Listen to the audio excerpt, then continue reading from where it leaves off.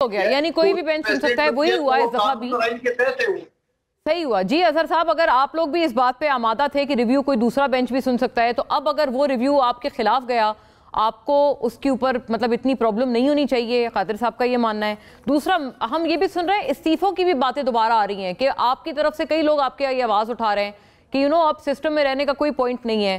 आपकी मौजूदा क़यादत पे बशमूल जो इतने मतलब दिग्गज वकला पर मबनी एक क़यादत है, उनके होते हुए इस तरह के legal setbacks one after the other, जाहिर सवाल तो बनता है।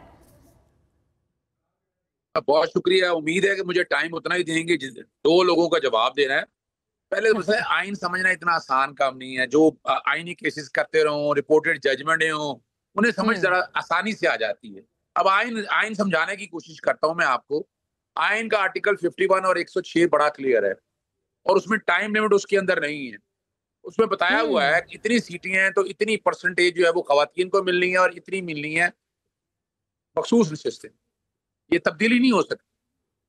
लेकिन इस घिनौनी पार्लियामेंट ने और पाकिस्तानी तारीख का स्याह तरीन फैसला जो है वो मैं आपके सामने रखने लगा हूं। क्या किया इस पार्लियामेंट ने सादा अक्सरियत के साथ। पहले दो तरफ आपको पता है इलेक्शन 90 दिन में होने थे, लिखा था 90 दिन में।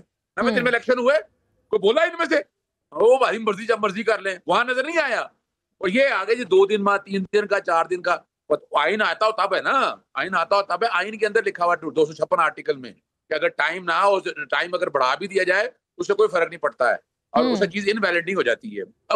अब हमें बताया जा रहा है कि 190 मिलियन पाउंड, जनाब 4 केसेस में सजाएं हुई।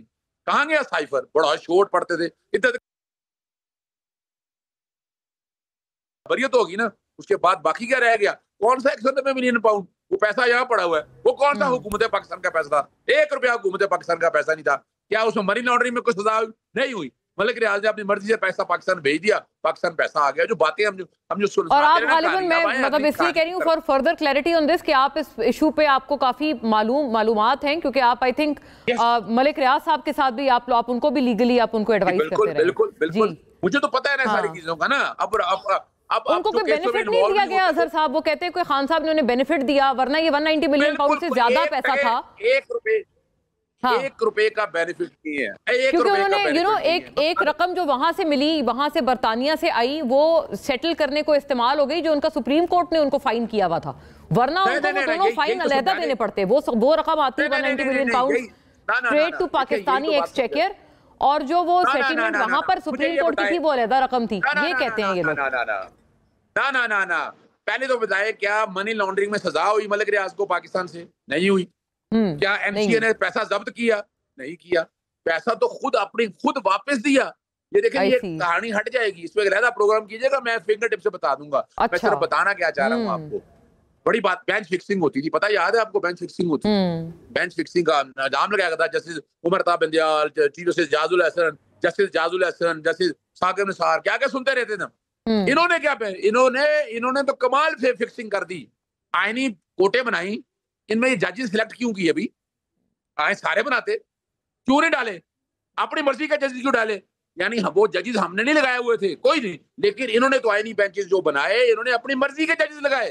ये तारीखी बात है। और ये भी पाकिस्तानी तारीख, पूरी दुनिया में जगसाई हो रही है कि जनाब एक 10 मेंबर बेंच का या 11 मेंबर बेंच का फैसला 7 मेंबर बेंच ने रद्द कर दिया। वो कैसे कर सकता था? कर ही नहीं सकता था। जो मर्जी हो जाए, रॉन्ग इंटरप्रिटेशन है इस बात की। लेकिन तारीख में ये गनौने, ये टॉन्ट, ये फैसले जो है ना, आपको टॉन्ट करते रहेंगे। वो मुझे वैसे सर याद है, मैं एक पॉइंट इस पे है, वो आपको याद होगा जब 90 डेज में इलेक्शंस वाला चल रहा था, उस वक्त के जो चीफ जस्टिस थे बंदयाल साहब, वो उस वक्त भी यही बात होती थी। आपको पता है उनकी और काजी फायद ईसा की एक टू एंड फ्रो चलती रहती थी, और तब आप लोग कहते थे कि नहीं, ये तो जो चीफ जस्टिस है उनका इस्तेहकाक है बेंच बनाना, और मतलब वो कहते थे कि नहीं, वो बेंच ऐसे नहीं बना सकते सीनियोरिटी को सुपरसीड करते हुए। आप कहते थे नहीं, वो चीफ जस्टिस है, वो जो मर्जी करें। सो ये भी एक चलता रहता था ये। और पीएमएलएन भी, मतलब ये पीएमएलएन ने भी किया है, लेकिन पीटीआई ने भी एक इस टाइम पे ये किया है आफ्टर